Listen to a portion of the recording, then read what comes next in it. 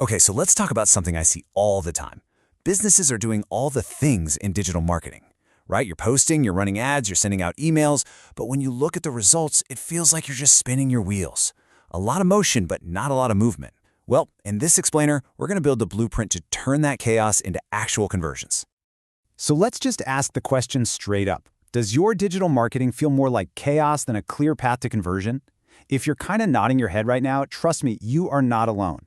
It's one of the biggest frustrations out there, doing a ton of stuff without a clear sense of why you're even doing it. And you know, the root of all that chaos usually boils down to this one simple distinction.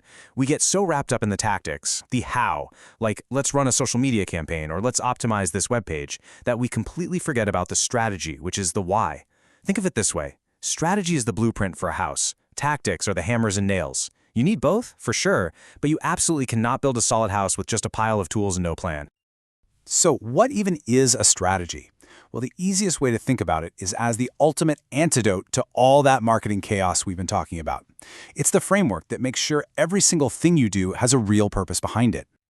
To put it simply, a digital marketing strategy is your game plan for hitting your goals. But, the most important part of this definition right here is that last phrase, in alignment with the organization's overall marketing strategy. This is so key. Your digital efforts can't be off on their own little island. If they don't directly support the main goals of your business, you're basically just creating expensive digital noise. All right, so to start building our strategy, we can actually turn to a classic framework that's been a marketing staple for decades, the 4 Ps. But we're going to look at them through a fresh, modern digital lens. This is going to be your foundational toolbox. Now, what's so powerful about this is how it forces you to step back and ask the big picture questions first. Instead of just jumping straight into tactics, you're forced to ask things like, how are we actually showing our product's value online? What's the smartest pricing model for us? And which digital channels will actually reach the people we want to reach? Getting these answers right, well, that's the foundation of everything. First up, we've got product. Now, in the digital world, this is way more than just what you sell. It's about how you digitally demonstrate its value. Are you using things like videos or maybe interactive demos or customer reviews to really bring your product to life for someone looking at it on a screen? Next is price. Oh, and this is such a brilliant example of how digital pricing is all about psychology and the way you present it. Amazon doesn't just list prices, it frames them. Look at how they highlight the best value and use different subscription models to keep customers coming back. It's all designed to make the value crystal clear and the choice to buy a total no-brainer. Then we have place. Digitally, this is all about your channels. Where do people find you and buy from you? Apple is a perfect example. They use their own website to sell directly, which cuts out the middleman. That strategy, it's got a fancy name, disintermediation, but it just means they get to control the entire customer experience and, of course, keep more of the profits. And finally, promotion. Let's think way beyond just running ads for a second.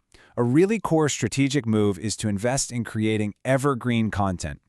Things like articles, videos, or tools that are just as relevant today as they will be in 2 years. This stuff becomes a digital asset that literally works for you 24/7, driving traffic and building your authority. Now that is smart marketing. Okay, let's build on that. The 4 Ps give us an amazing foundation that's focused on the business. But let's be real, the digital world is all about the customer. So to get a more customer-centric view, we can turn to this really cool modern framework called the 7 As, which was designed specifically for the digital age we live in. This whole framework is built around the customer's journey. It makes you ask questions like, does our content have enough allure to actually grab someone's attention? Does our website help them advance toward making a purchase? And does our brand help them associate us with something meaningful? Let's look at a couple of killer examples. First up, allure. This is all about pulling people in with content they actually want to see. And Lego's Rebuild the World campaign, wow, it is an absolute masterclass in this.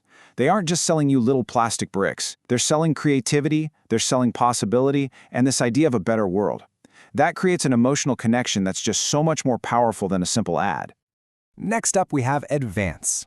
Okay, so you've attracted a customer. Now how do you help them take the next step? Home Depot's website is practically engineered to do just that. The super clear menus, the logical categories, and those big, bold Shop Now buttons, those aren't just random design choices. They are strategic tools that are there to reduce friction and guide you smoothly toward that purchase. And then you've got associate. This is all about what your brand stands for in someone's mind. Harley-Davidson's goal isn't just to sell motorcycles. They want to be the most desirable motorcycle brand in the world. They are associating their brand with an emotion, a lifestyle, a sense of freedom that goes way, way beyond the physical machine. Okay, so we have these powerful frameworks, right? The 4 Ps, the 7 As, but how do we actually use them to build our own strategy? Well, that's where this simple 3-stage planning process comes in. This is how you turn all those big ideas into a real, actionable plan.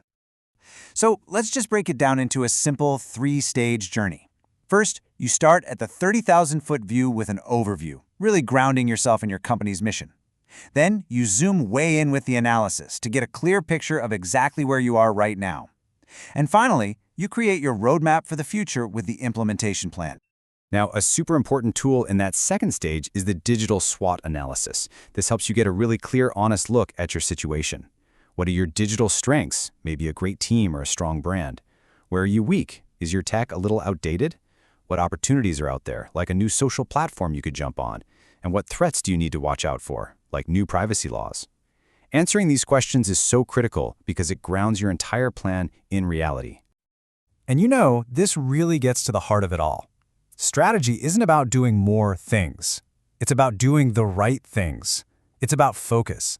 It's making that conscious decision to stop the chaotic doing more and start the much more powerful doing what actually matters. So here it is. This is the ultimate takeaway. A clear, well-thought-out strategy is what turns your marketing budget from just an expense into a powerful investment. It makes sure that every single dollar you spend and every minute of your team's time has a specific, measurable purpose. So, I'll leave you with this one final thought. Based on everything we've just covered, from the classic 4 Ps to the modern 7 As, what's the very first strategic question you're going to ask tomorrow to start turning your own marketing chaos into clear, focused, and measurable conversions?